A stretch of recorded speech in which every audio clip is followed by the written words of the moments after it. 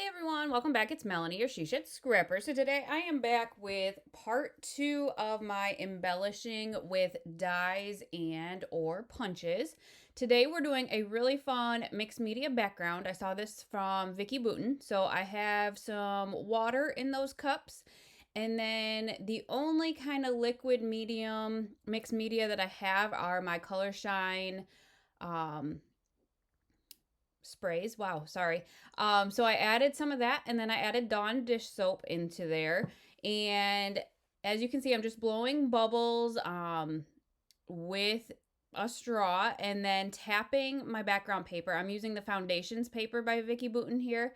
No gesso on it or anything, and it is leaving a bubble pattern on the background. One thing I did learn through this process, because this is the first time that I had done it, was the darker colors definitely worked better.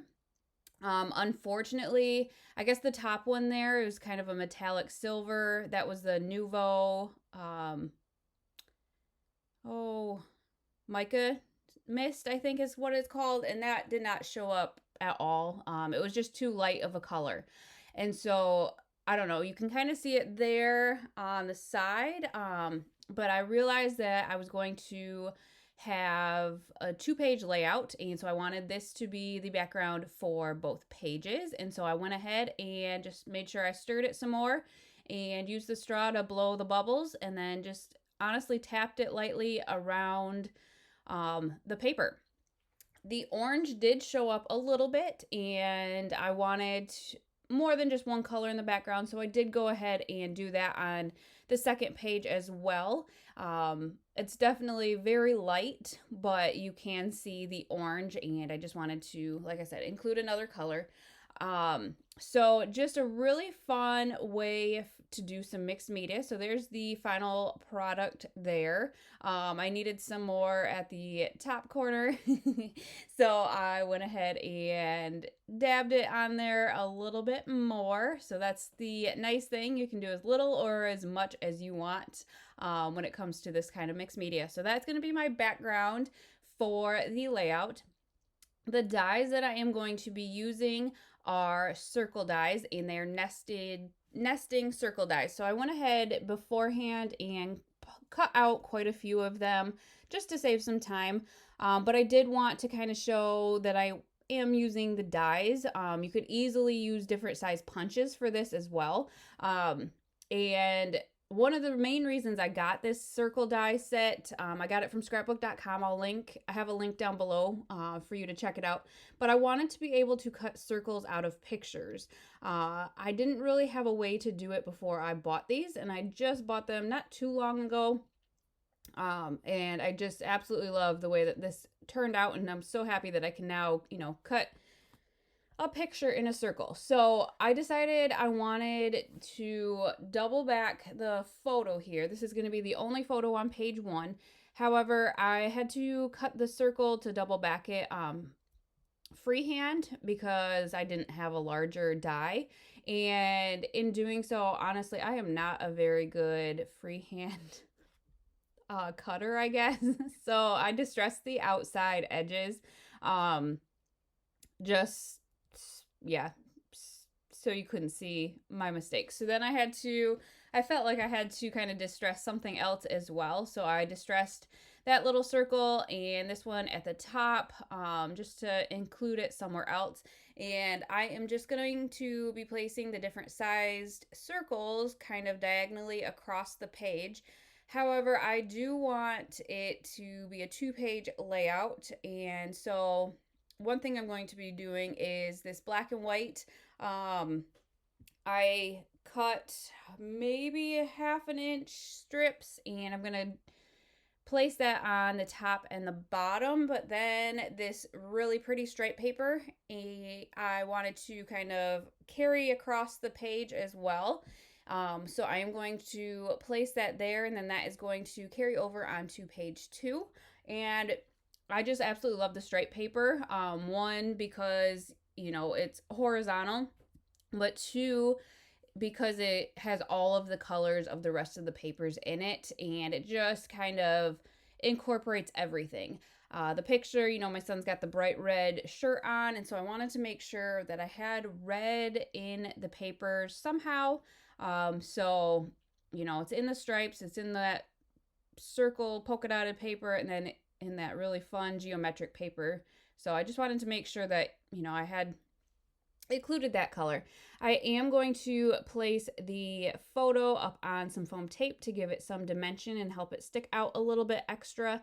And then I decided to use a tag to just kind of add a little bit, I guess a different shape, a different design to the layout. So I am cutting that with the die as well, with a really pretty black background with the banners. And again, it just incorporates all of the colors. I am going to kind of have it to the top and the bottom of the layout. I thought maybe I was going to have it diagonal there to fill in that gap, but it really just looked out of place in my opinion. So I did decide to go ahead and just do it kind of top to bottom. And so I just lined it up with my T-square, and I am going to use some twine. I have some red twine, so I'm going to tie that, and that just kind of helps fill in that upper space there. And then, you know, just kind of scatter the smaller circles around the page. And I honestly just love the way that this turned out. I love that you can see the bubbles in the background because that was really fun to do. Fun and easy, if I'm going to be quite honest. So definitely try it out. I think you can use actual bubbles, like your kids' bubbles as well. So I might try that next time. And maybe I'll even get, you know, with the bigger bubbles. I did decide to do this fun title in black on the striped paper. I thought Bubblin' Good Time was perfect because the next two photos on page 2 that you're going to see, they are him, you know, blowing the bubbles and posing, and it just is, they're the most adorable pictures in my opinion. So I wanted to come up with a fun title. So here you can see I'm just trying to fill in the spaces a little bit with some of the stickers and the other smaller circles that I had cut out already. So I think that is honestly going to finish out page 1. So now page 2, I wanted to make sure I knew that stripe was going to be coming across. So I wanted to align the paper so that you could see the most bubbles on the background. You know, I didn't want to waste a good background, I guess, and cover it all up. So that's kind of why I flipped the paper a little bit. Now just lining it up. I am going to have the 2 photos. I'm not cutting those ones in circles. I decided to leave those like they are. They're just adorable the way they are, I think. So I am going to, I believe, double back these again. I don't think I had enough of the green. Maybe I do. Yep. Okay. So what I think I am going to do, I do think I actually, so I had the circle cut out of the green, but the picture that is going to be underneath, I used the green, and so you can see what I'm doing here. So you see that when I back it, there's obviously going to be a chunk that is not bordered, I guess, with the green, but that is going to be under the photo, so it's not going to matter. So that is just another way that I like, or I try to use up as much of the paper as possible. So I knew that that photo was going to be underneath and that I could kind of get away with that. So that worked out this time. You know, it's not always going to work out, but I am glad that it did, because when I back the photos, I do kind of like to keep them uniform, I guess. So now I decided I was going to use the rest of the circles that I had cut out, and I might have had to cut out a couple extra. I think I needed some bigger ones. So I am actually going to follow the same, diagonal pattern up the page.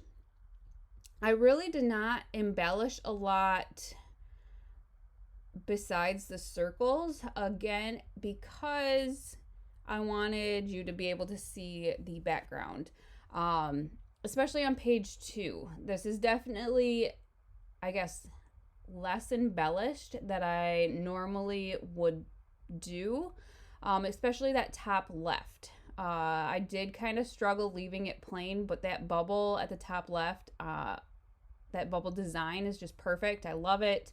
So I am going to end up leaving it blank. But I did kind of want to add some other embellishing, some other circles, sorry. So I think, going to cut a little bit extra. I don't think I used anything but circles on page 2 to embellish.